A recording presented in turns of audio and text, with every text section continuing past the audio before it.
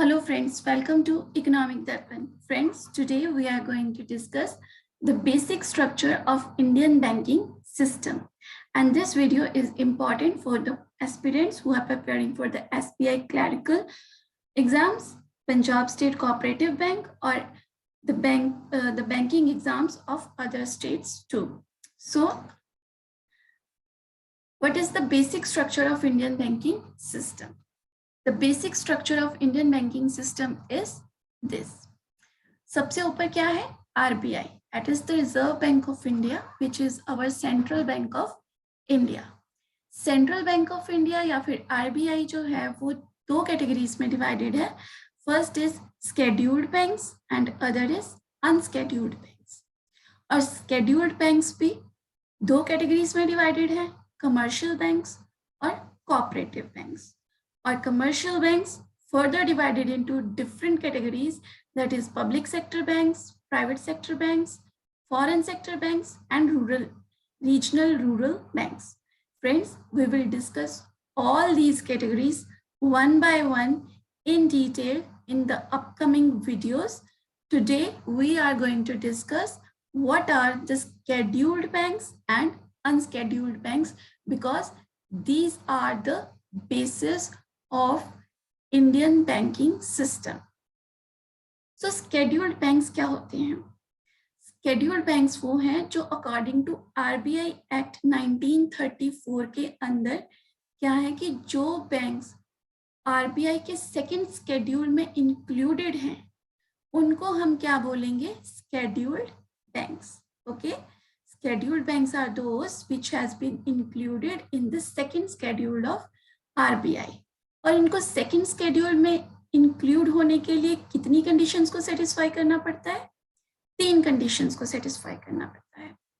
First condition क्या है कि इनकी पेड अप कैपिटल या इनके रिजर्व्स जो हैं वो 5 लाख तक होने चाहिए या इससे ऊपर होने चाहिए. ओके, इनकी पेड अप कैपिटल या रिजर्व इनके 5 लाख की लिमिट्स तक होने चाहिए या इससे ऊपर होने चाहिए. सेकेंड कंडीशन क्या है? सेकेंड कंडीशन ये है कि इनको ये आरबीआई को अश्योरेंस देनी पड़ती है कि जो भी इनके बिजनेस अफेयर्स हैं, जो भी इनके बैंक के काम हैं, वो डिपॉजिटर्स के इंटरेस्ट के अकॉर्डिंग है, मतलब उनकी वेलफेयर के लिए हैं, ना कि उनकी मतलब उनको लूटने के लिए या फिर डेट्रीमेंटल कोई भी उनका अफेयर नहीं है. ये इनको आरबीआई को अश्योरेंस देनी पड़ती है. थर्ड कंडीशन है कि ये एक कॉरपोरेशन होनी चाहिए, पब्लिक कॉरपोरेशन होनी चाहिए, ना कि कोई इसका सिंगल ओनर होना चाहिए, ना पार्टनरशिप फर्म होनी चाहिए. अगर ये 3 कंडीशंस कोई बैंक सेटिस्फाई कर देता है तो वो आरबीआई के सेकंड स्केड्यूल में आ जाता है और उसको हम क्या कहते हैं? Scheduled banks.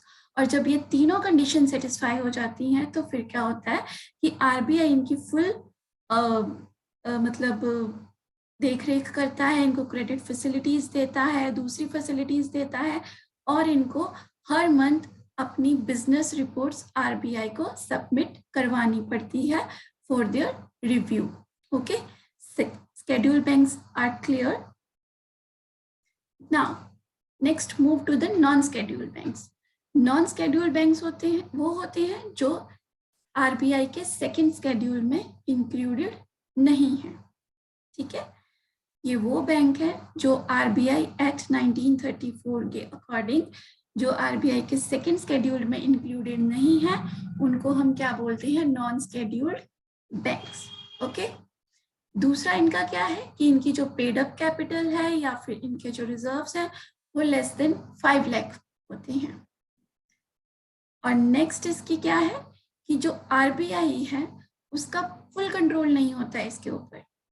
आरबीआई कोई इनको वो फैसिलिटीज प्रोवाइड नहीं करता जो स्केड्यूल्ड बैंक्स को प्रोवाइड करता है. ओके, सो आरबीआई का फुल कंट्रोल नहीं होता इनके ऊपर, लेकिन फिर भी इनको अपनी मंथली बिजनेस रिपोर्ट आरबीआई को रिव्यू के लिए सेंड करनी पड़ती है.